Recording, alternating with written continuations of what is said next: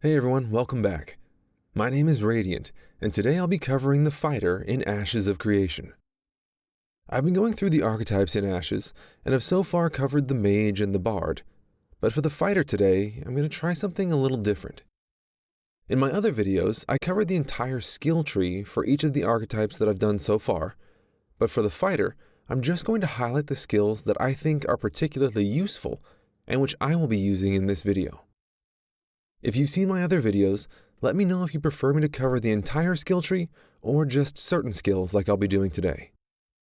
Before we get into the fighter itself, I'm going to go over a couple of tips because I'm aiming these videos at newer players who might not know these things just starting out.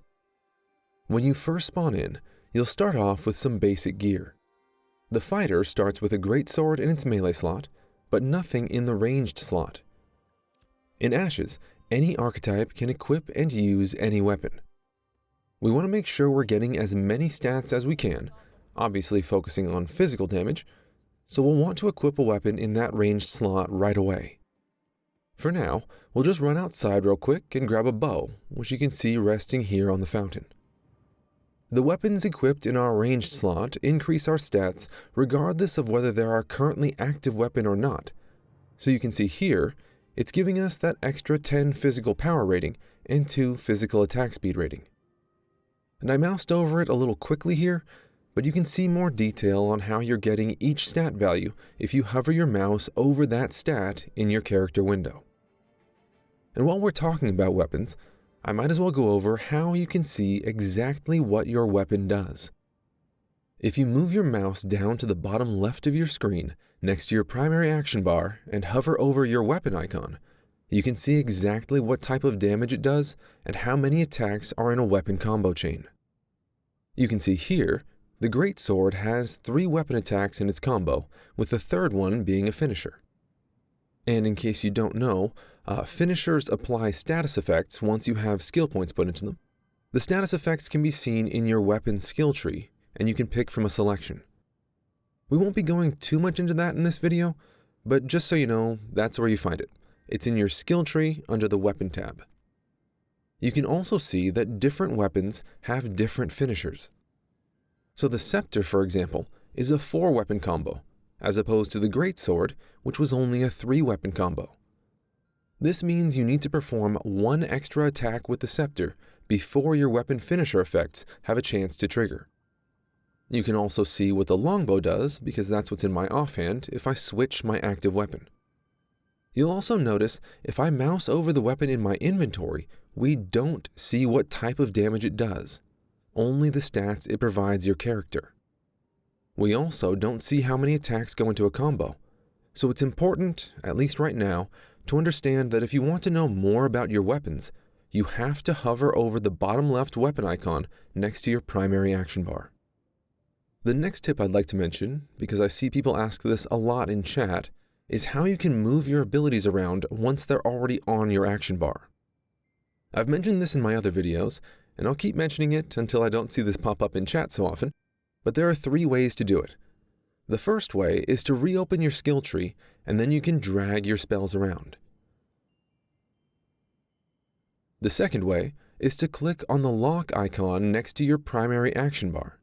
This will toggle either locked or unlocked for your action bars, and you can once again drag them around.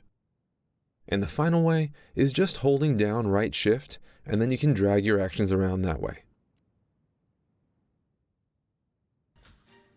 Okay, moving on to the fighter itself.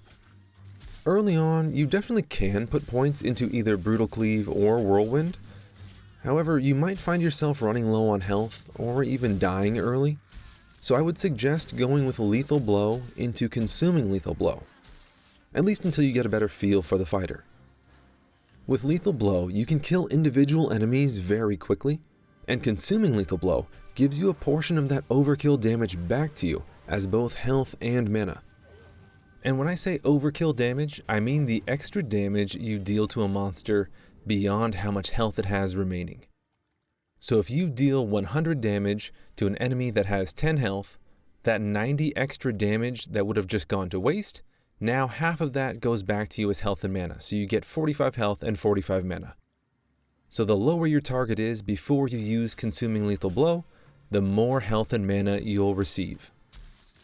This is really nice for both keeping you alive and minimizing your downtime between fights so that you don't have to sit and eat food as often. But it's up to you. You can definitely kill enemies faster by gathering up a small group of them and AoEing them down with either Whirlwind or Brutal Cleave. It's just a little bit riskier and you take a little bit more damage early on. It's also worth mentioning that in Ashes, you passively cleave enemies around your primary target when you're swinging your melee weapons. This means that all the enemies in front of you near your target take damage with each swing, though they take less damage than your main target. So I would keep Consuming Lethal Blow as my base, and in the next couple of levels, level 4 and level 5, start to add in Whirlwind and Brutal Cleave just to speed up your kill times. At 6, I would put my point into Maim for now. Maim's a very nice burst of damage in a cone in front of you, but we won't be keeping our point there once we hit level 7. After leveling up to 7, we're going to take our point out of Maim and place it into Form of Celerity instead. We'll then put the point we just got for leveling up into Regenerative Form of Celerity. The reason for this is because we have to keep 4 points in this lower section to maintain access to the middle, and we want Regenerative Form of Celerity because it gives us a huge amount of sustain. 0.01% per point of momentum doesn't sound like a lot, but at full momentum, because we can stack it up to 100, we'll be getting 1% of our maximum health back every second, which is absolutely huge. This will allow us to pull much larger packs of enemies with minimal downtime between pulls, really speeding up our leveling. And at level 8, we'll go back to putting a point into Maim because it does increase our kill speed nicely. And at level 9, we'll go into Battle Cry. The main reason for this is because it applies Weakened to all of our nearby enemies, which not only reduces their attack speed by 25%, but it also causes our Whirlwind to deal 20% additional damage. So we're both taking less damage and dealing more damage when our targets are weakened. At level 10, we have some options. You can go for Slicing Maim, which will deal a little extra damage, Whirlwind Overdrive, which will extend our Whirlwind until we run out of momentum or end the cast, or Climactic Whirlwind, which deals extra damage at the end of the cast and generates extra momentum. Climactic Whirlwind is my preferred choice because it actually helps generate momentum instead of draining it the way Overdrive does. And remember, we want our momentum high so that we can keep regenerating our health with our upgraded Form of Celerity. So even though Whirlwind Overdrive does deal more AoE damage, most of the time I would still prefer Climactic Whirlwind because of the better sustain.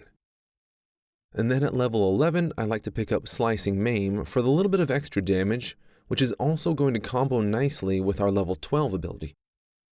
However, if you want, you can instead get something like Knockout or Crippling Blow if you want something that can interrupt and temporarily CC a single target. Then at 12, we gain access to our top section of abilities, and we'll take Cataclysm. This is perfect for our build because we're staggering our targets already with Form of Celerity, so now when we use Cataclysm, we'll trip all of our targets at the same time.